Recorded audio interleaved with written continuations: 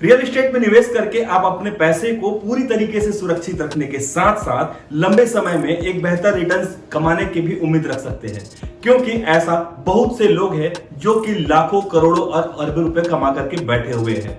विशेषतर जमीन में किया हुआ निवेश मकान और फ्लैट में किए हुए निवेश से बेहतर साबित होता है, लेकिन यह सिर्फ तब साबित होता है जब आपके जमीन का चुनाव पूरी तरीके से सही हो। मतलब वह जमीन जिसे आप खरीदना चाह रहे हैं उसका लोकेशन और उसका रेट ठीक हो और उसमें किसी भी प्रकार का कानूनी विवाद या कानूनी मसला ना हो, क्योंकि जमीन खरीदते वक्त ऐसी कई सारी परेशानियां सामने आ जाती है जिसके कारण से आपका निवेश पूरी तरीके से खतरे में पड़ सकता है और आपका पैसा पूरी तरीके से डूब भी सकता है। सिर्फ नए निवेशक ही नहीं बल्कि पुराने निवेशकों को भी कई बार धोखे का शिकार हो जाना पड़ता है। इसलिए धोखे या फ्रॉड से बचने के लिए आपको जानना जरूरी है कि ऐसी कौन कौन सी सावधानी बरतनी होगी जिससे आपका जमीन का निवेश पूरी तरीके से सुरक्षित हो सके। मैं आपको आज बताऊंगा वो 7 स्टेप जिसके माध्यम से आपको एक बेहतर और सुरक्षित निवेश मिल सकता है। नमस्कार, मैं हूं Shailendra Dewangan, founder and director Shaurya infratech real estate group Raipur से, और आप सभी का मेरे YouTube channel my budget my homes में बहुत बहुत स्वागत है।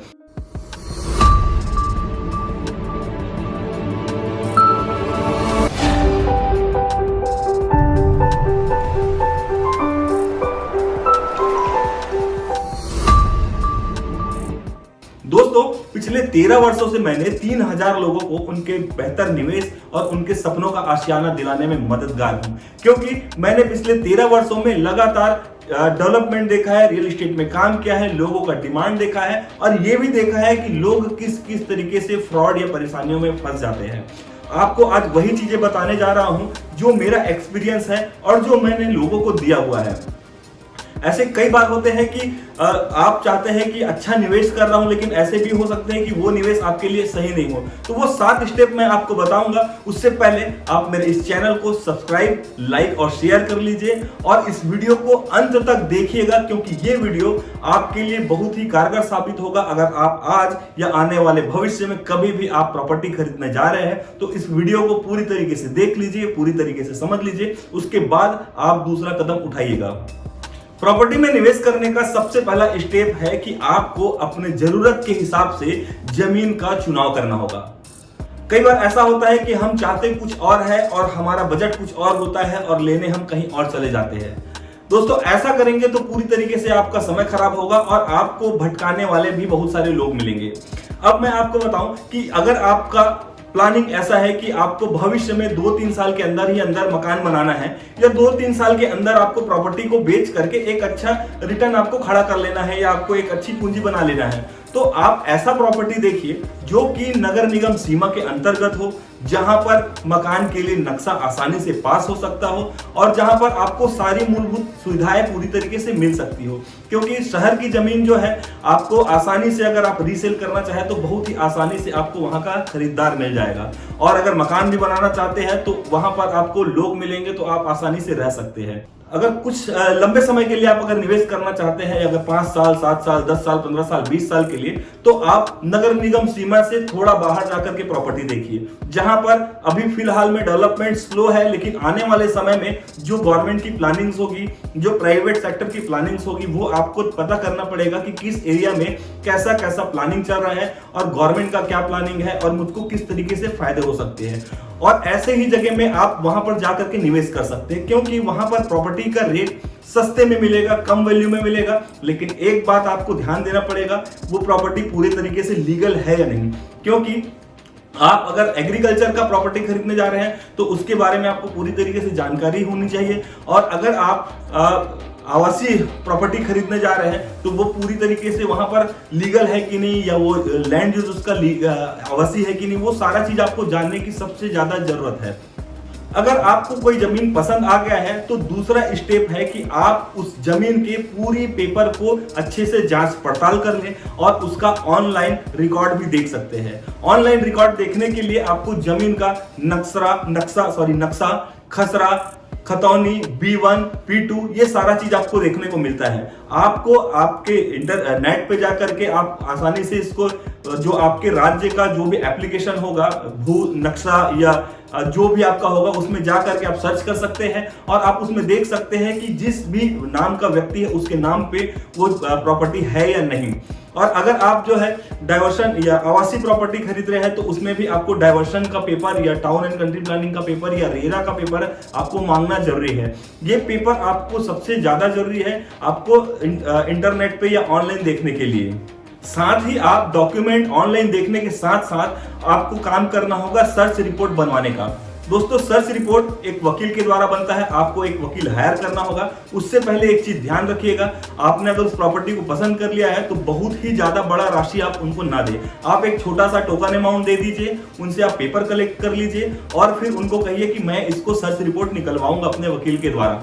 आप अपने वकील को दीजिए सर्च रिपोर्ट निकलवाने से। अब सर्च रिपोर्ट क्या होता है वो आपको मैं बताता हूं।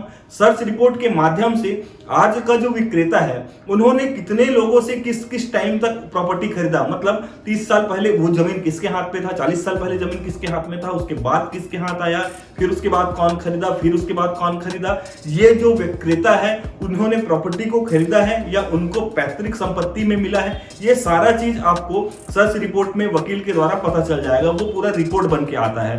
उसके साथ साथ आपको यह भी पता चल जाएगा कि अगर इससे पहले उस विक्रेता के नाम पे आने से पहले अगर मान लीजिए उसके किसी पैतृक या किसी व्यक्ति का के नाम पे चढ़ा हो और वो अगर मृत्यु हो गई होगी उसकी और ये बेचने के लिए निकल गया है, तो यहाँ पर जो बेचने के लिए निकला है वो अकेला वारिस है या उसके अलावा भी उस जमीन के वारिस है, ये भी आपको जानना जरूरी है। अगर और भी उस जमीन के और भी वारिस है तो उन लोगों ने इसे बेचने की सहमति दिया है या नहीं दिया है, ये सारी चीजें आपको जानने की जरूरत है दोस्तों। क्योंकि बहुत सारे केस में ऐसा होता है, बहुत सारे चीजों में हम देखते हैं कि मृत्यु हो गया किसी व्यक्ति का, उसके बाद किसी को पता ही नहीं है जमीन के बारे में और एक व्यक्ति जो होता है वो पेपर उठा के आ गया और वो अपने मर्जी से अपने दिमाग से चोरी से चुपके से उस जमीन को बेच करके उसके पैसे को पूरी तरीके से हड़पने का भी प्लानिंग कर सकता है। ये भी होता है, 100% हमेशा नहीं होता है लेकिन अमूमन होता है। तो ये चीज आपको जानने की जरूरत है क्योंकि क्या पता किसी के साथ भी ऐसा घटना घट सकता है। और पैसा तो सबके लिए बहुत इंपॉर्टेंट है, मेहनत से कमाया हुआ पैसा है, तो उसके लिए थोड़ा थोड़ा ये सारी चीज को जानने की जरूरत है। इसके साथ साथ सर्च रिपोर्ट में ये भी पता चल जाता है कि ये जमीन का जो मालिक है इसके नाम से कोई रिपोर्ट तो नहीं है या ये जमीन किसी तरीके से फ्रॉड या किसी विवाद पे नहीं फंसा है। बहुत सारी चीजें आपको सर्च रिपोर्ट के माध्यम से जानने को मिल जाएगी। जमीन के संयुक्त मालिक होने पर मतलब जमीन के एक व्यक्ति से ज्यादा मतलब 2 या 2 से अधिक लोग उस जमीन के खातेधारक हो सकते हैं या जमीन उनके नाम पर हो सकता है। उस कंडीशन पे भी ऐसा होता है कई बार कि मान लीजिए 2 भाई है या 3 भाई है या अलग अलग पार्टनर्स है, उसमें से एक पार्टनर बोलता है कि नहीं मैं अपनी जमीन अपने हिस्से का बेच दूंगा और आपके पास पहुंच गया कि मैं इतना जमीन है, 3 एकड़ है या 4 एकड़ है या 2000 स्क्वायर फीट है, इसमें से मेरा भाग इतना है, मैं इतने को बेचना चाह रहा हूं। उस कंडीशन में दोस्तों होता यह है कि जब तक वो खाते का बंटवारा नहीं होता है, उस जमीन का बंटवारा नहीं होता है लीगल वे पे, पेपर वे पे पूरी तरीके से, तब तक उस व्यक्ति का राइट नहीं बनता है कि वो अकेले जाकर के उस प्रॉपर्टी को बेचे। अगर वो बेचना चाहता है तो ये बाकी जो उनके लोग हैं, उनके भाई है या उनके पार्टनर है जिनका भी नाम है, उनकी सहमति है कि नहीं, और सहमति है तो वो एग्रीमेंट में साइन करने भी आएंगे, रजिस्ट्री में भी वो आकर के खड़े होंगे, वो सारी चीजें आपको देखनी होगी। तो ये संयुक्त जो खाता धारक होता है वैसा आपको भी देखना पड़ेगा क्योंकि आप जमीन खरीदने निकल रहे हैं तो उसमें बहुत सारी चीजें आपको समझ आएगी कि आप निकलेंगे, तो ये सारी चीजों को जानना आपको बेहद जरूरी है। अब आपको देखना होगा कि क्या उस जमीन पर किसी प्रकार का लोन चल रहा है। कई बार ऐसा होता है कि जमीन को मॉर्गेज रख करके बैंक से कर्ज लिया जाता है या तो किसी निजी संस्था के साथ पास जाकर के लोन ले लिया जाता है, या तो ऐसा भी होता है कि कोई व्यक्ति किसी से ब्याज में पैसा उठाता है तो ओरिजिनल पेपर उसके पास जमा कर दिया और उससे ब्याज में पैसा ले लिया। अब दोस्तों होगा ये कि वो तो आपको फोटोकॉपी के दम पे आपको बेचने के लिए निकल जाएगा, लेकिन समस्या ये आती है अगर बैंक के पास लोन है और उसका लोन पूरी तरीके से चुका नहीं हुआ है या पूरी तरीके से पेड नहीं है जो भी EMI वगैरह के साथ में, तो बाद में बैंक आपके पास आएगा और आपसे रिकवरी करेगा। आपको पूरी तरीके से पैसा पूरा पटाना पड़ेगा, उनके लोन का सेटलमेंट करना पड़ेगा, तब जाकर के वो आपके हाथ में आएगा, नहीं तो फिर वो जमीन आपके हाथ से पूरी तरीके से निकल जाएगी। तो ये सारी चीजों के बारे में भी आपको ध्यान देना है, क्योंकि इससे बचने के लिए सबसे मेन चीज ये है, आपको जानना जरूरी है कि बैंक जब भी या बैंक या जो भी कर्ज देने वाला होता है वो हमेशा जमीन का मूल प्रति रजिस्ट्री, जो ओरिजिनल रजिस्ट्री होता है, वो अपने पास मॉर्गेज पे रखता है। जैसे बैंक से आप लोन लेंगे तो ओरिजिनल पेपर आपको उनको देना पड़ेगा। तो आप हमेशा जब भी ऐसी कभी स्थिति का शंका हो तो आपको सामने वाले से ओरिजिनल पेपर मांगना है। रजिस्ट्री का ओरिजिनल पेपर आपको देखना है या ऋण पुस्तिका का ओरिजिनल पेपर देखना है आपको, और वो पेपर उनके पास है तभी आप उन पर डील कीजिए। नहीं तो कई बार क्या होता है कि सामने वाला आनाकानी कर रहा है या फोटो कॉपी ही दिखा रहा है, उसी से डील करना चाह रहा है, तो उस कंडीशन पे आप बिल्कुल भी सतर्क हो जाइए, क्योंकि वो शायद फ्रॉड हो सकता है और आप परेशानियों में फंस सकते हैं। दोस्तों, जमीन खरीदने के लिए आपने एक जमीन का चुनाव किया, उसके बाद आप पूरी तरीके से डॉक्यूमेंट को सर्च किया, पूरी तरीके से जान लिया कोई लोन है नहीं है, मतलब पूरी तरीके से आप सेटिस्फाइड है, आश्वस्त है। उसके बाद एक जो प्रोसेस होता है वो होता है आम सूचना। आम सूचना का मतलब ये होता है, आम सूचना का प्रकाशन मतलब ये होता है कि आपको न्यूज़पेपर में, जो भी वहां न्यूज़पेपर लोकल आपका चलता होगा, वहां पर पूरा आप उस जमीन को खरीद रहे करके उसके बारे में, और आप पूरा उस आपके बारे में वो पूरा का पूरा ब्यौरा उस न्यूज़पेपर में जाएगा। इसको बोलते हैं आम सूचना का प्रकाशन। ये आप सूचना का प्रकाशित कीजिए, उसके बाद में इंतजार कीजिए कि कोई दावा आपत्ति करने के लिए तो नहीं आ रहा है उस जमीन के लिए, क्योंकि रजिस्ट्री कराने से पहले आपको ये करना बेहद जरूरी है। अगर आम सूचना का प्रकाशन कर लिए और बाद में ऐसा कोई आपत्ति आ गया तो कहीं ना कहीं आप इन सब परेशानियों से बच सकते हैं और आपका पैसा पूरी तरीके से सेफ हो सकता है। अब आती है बात विक्रेता के बारे में जान पहचान की, कि जो व्यक्ति, जिस नाम का व्यक्ति आपके सामने आके खड़ा है वो सही है या नहीं है। क्योंकि दोस्तों कई बार ऐसा होता है कि एक व्यक्ति का जमीन है लेकिन दूसरा जो व्यक्ति जो फर्जी होता है या जो इस तरीके से हरकतें करते हैं, वो जालसाजी एक डॉक्यूमेंट तैयार कर लेते हैं और उनके जो विक्रेता होता है उनके जगह में किसी और को खड़ा करके रजिस्ट्री करा दिया और आपसे पैसा लिए और आपका पैसा पूरी तरीके से डूब जाता है।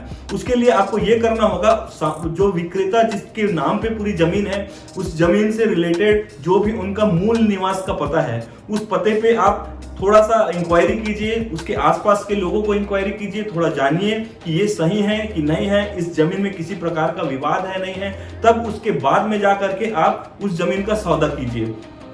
इतने सारे स्टेप से होकर के गुजरते गुजरते अब लगता है कि अब रजिस्ट्री करा लेना चाहिए, या सामने वाला जो विक्रेता होता है वो आपके पीछे जोर लगाता है कि आप रजिस्ट्री करा लो या इस पे सौदा डन कर दो। लेकिन दोस्तों आपको इतनी हड़बड़ानी नहीं है, उससे पहले भी एक प्रोसेस होता है। आपने सारा उनको 10% ब्याना या 20% ब्याना या जो भी कर दिया, यहाँ तक का ठीक है, लेकिन इससे पहले आपको एक चीज और कराना होगा। वो जिस जमीन को आपने पसंद किया है, जिसको आप खरीद रहे हैं, आप उसका मार्किंग कराइए।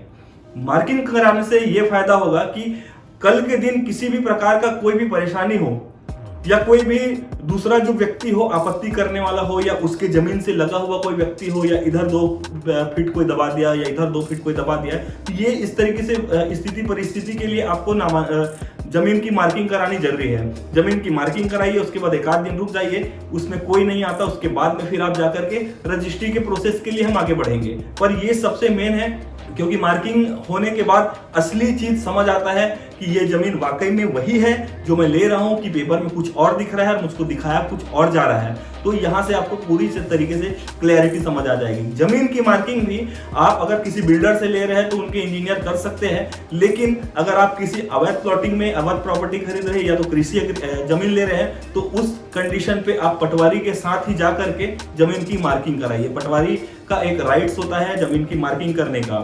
अब जो स्टेप होता है वो 6वां स्टेप है, जो कि होता है रजिस्ट्री का। दोस्तों ये सारे दौर से हम गुजर गए, हमको पूरी तरीके से मेंटली प्रिपेयर हो गए कि हाँ अब सब चीज अच्छा है, विक्रेता भी सही है, जमीन भी अच्छा है, हमने नाप जोख भी करा लिया, जमीन पे हमको कब्जा भी समझ आ रहा है, कोई आपत्ति करने वाला नहीं आया है। अब हम बढ़ते हैं रजिस्ट्री की ओर। रजिस्ट्री की ओर बढ़ने के लिए आपको जो प्रोसेस होता है वो आप क्रेता और विक्रेता, ये 2 पक्षों के साथ एक गवाह भी होते हैं। क्रेता विक्रेता का आधार कार्ड, पैन कार्ड लगता है और गवाहों का आधार कार्ड लगता है। ये जो प्रोसेस होता है, जो रजिस्ट्री ऑफिस होती है, वहां पे रजिस्ट्रार के सामने जा करके खड़ा होकर के वहां पे जो भी पूछते हैं उससे बता करके कि पैसा का लेन देन हुआ या नहीं हुआ वो बताते हैं। उसके बाद में फिर जा करके रजिस्ट्री होती है। रजिस्ट्री के साथ साथ आपको वहां पर जो भी रजिस्ट्री का खर्चा आता है, जो स्टाम्प का ड्यूटी है या वकील का जो खर्च है या जो भी चीजें, जो सारे अलग अलग स्टेट पे अलग अलग तरीके से एक्सपेंसेस होते हैं, वो आप देंगे। उसके बाद फिर जा करके आप रजिस्ट्री पूरी तरीके से करा सकते हैं। लेकिन उसके बाद भी एक ऐसा स्टेप है, 7वां स्टेप, वहां तक लोग थोड़ा पहुंचने के लिए स्थिर हो जाते हैं कि समझते हैं कि यार हाँ, मैंने रजिस्ट्री अगर करा लिया है तो जमीन मेरा हो गया या एकदम मैं फ्री हो गया हूं। दोस्तों, ऐसा नहीं करना है। रजिस्ट्री तो एक प्रकार का अनुबंध है, एक प्रकार का एग्रीमेंट है कि आप गवर्नमेंट के समक्ष खड़े होकर के आपने उनसे प्रॉपर्टी के लिए लेन देन किया या उसको प्रॉपर्टी का जो है आपने उस प्रॉपर्टी को खरीद लिया, इतना ही है। लेकिन पूरी तरीके से वो जमीन आपका अभी भी नहीं है। उसको पूरी तरीके से लाने के लिए 7वां जो स्टेप होता है वो नामांतरण करना है। नामांतरण करने का मतलब ये है, नामांतरण को बहुत सारे अलग अलग वर्ड्स पे भी जानते हैं। नामांतरण होता है, म्यूटेशन होता है, दाखिल खारिज होता है, इंतकाल होता है, बहुत सारे ऐसे वर्ड्स हैं, अलग अलग जगह के हिसाब से ये वर्डिंग यूज किया जाता है।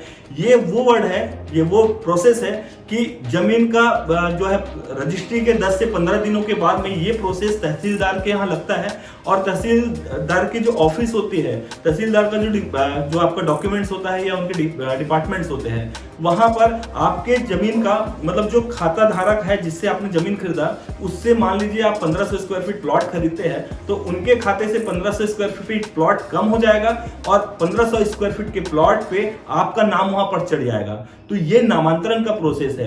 आपको ये पटवारी के थ्रू जाके करना होता है, चाहे आप पटवारी को डायरेक्ट दे सकते हैं या तो किसी वकील के थ्रू कर सकते हैं या आपके रियल एस्टेट के कोई एजेंट है, ये लोग भी कर देते हैं कि अगर आपके पास समय नहीं है तो वो लोग कर सकते हैं, 2 पैसा भले ही एक्स्ट्रा लेते हैं वो लोग। तो ये सारे प्रोसेस के बाद में आप फिर पूरी तरीके से निश्चिंत हो सकते हैं कि हाँ, आप आपके नाम पे तहसीलदार के रिकॉर्ड में भी चढ़ गया, पटवारी के रिकॉर्ड में भी चढ़ गया और ऑनलाइन रिकॉर्ड में भी चढ़ गया। अब आप पूरी तरीके से आपका निवेश सुरक्षित हो चुका है। अब आप चाहें तो उस प्रॉपर्टी पे जहां पर आपने नाप कराया है, मार्किंग कराया है, वहां आप चाहे तो बाउंड्री वॉल कर दीजिए या जो भी आपको करना है, डीबीसी करना है, वो सारा चीज कर सकते हैं।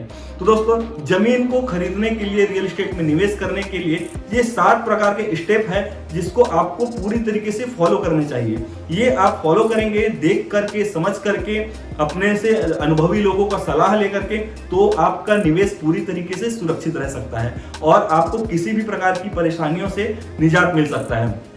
तो आज के इस वीडियो में दोस्तों मैं आपको कोशिश किया हूं बताने का कि रियल एस्टेट में क्या क्या परेशानी आ सकती है और कैसे कैसे उन परेशानियों से बाहर निकला जा सकता है। और इसके अलावा आपको किसी भी प्रकार की जानकारी चाहिए हो तो आप इस वीडियो में मेरे चैनल पे जाकर के कमेंट बॉक्स में आप बिल्कुल लिख सकते हैं कि आपको इस प्रकार की जानकारी चाहिए।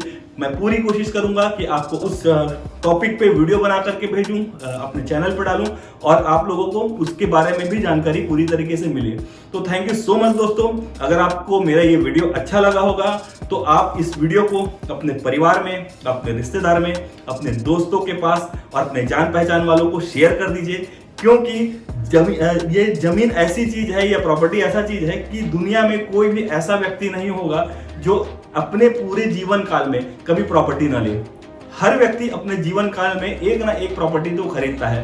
तो मेरे ख्याल से ये वीडियो सबके लिए है जो प्रॉपर्टी खरीद चुके हैं या और भी खरीदना चाहते हैं। अगर ये वीडियो अच्छा लगा तो आप सबको बिल्कुल भेज दीजिए। आज के लिए आप सभी का बहुत बहुत धन्यवाद। आपका अपना real estate expert Shailendra Dewangan. Thank you so much.